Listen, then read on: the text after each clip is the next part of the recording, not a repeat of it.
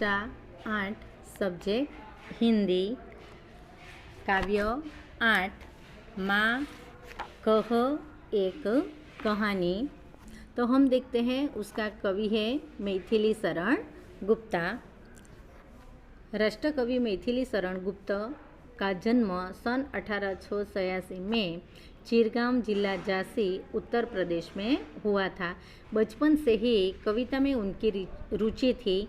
आचार्य महावीर प्रसाद द्विवेदी की प्रेरणा से वे खड़ी बोली की ओर मुड़े और उनकी कविता में निखार आया। उन्होंने अपनी कविताओं में भारतीय जीवन को समग्रता से समझने एवं प्रस्तुत करने का प्रयास किया है।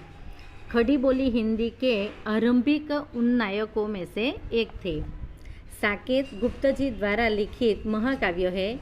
इसके अतिरिक्त यशोधरा, पंचवटी, भारत भारती तथा जयद्रथवध आदि उनकी मुख्य काव्य कृतियाँ हैं। इनकी मृत्यु सन 1964 में हुई। मारने वाले से बचाने वाला बड़ा होता है, यह उक्ति चरितार्थ हुई है गौतम बुद्ध के जीवन से।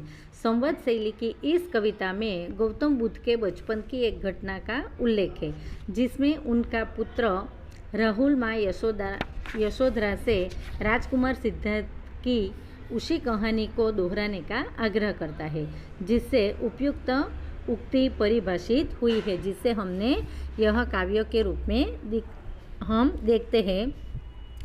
तो हम देखते हैं कि हमारे देश में कई धर्म प्रचलित है।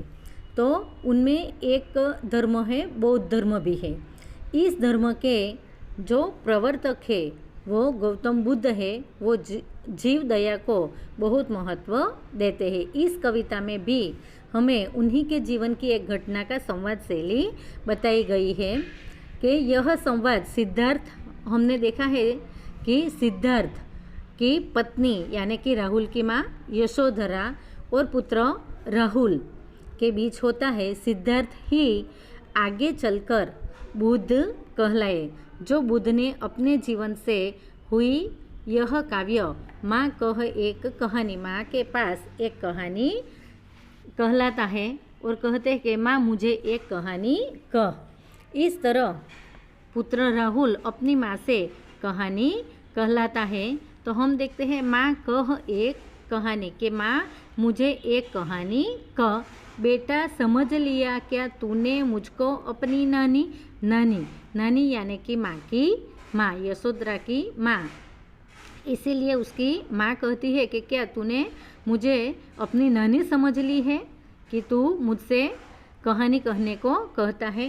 कहती है मुझसे यह चेटी, चेटी यानी कि दासी, तू मेरी नानी की बेटी। के मुझे चेटी कहती है कि तू नानी तो नहीं है लेकिन नानी की बेटी है। कह माँ कह लेटी ही लेटी, कि माँ तू लेटी लेटी ही यानी कि सोती सोती ही मुझे एक कहानी कह। राजा था या रानी, माँ कह एक कहानी, कि एक राजा था एक रानी थी। यह कहानी माँ एक कहानी तू मुझे कह। इस तरह बालक अपनी माँ से जिद करता है और कहता है कि तू मुझे एक कहानी कह। तो बच्चे, हम अगले पार्ट में इस काव्य की समझ देंगे। आगे की कहानी हम आगे की काव्य हम अगले पार्ट में देखेंगे। इस काव्य को अच्छी तरह पढ़कर उसका शब्दार्थ लिखना है और काव्य को अच्छी तरह पढ़ना है।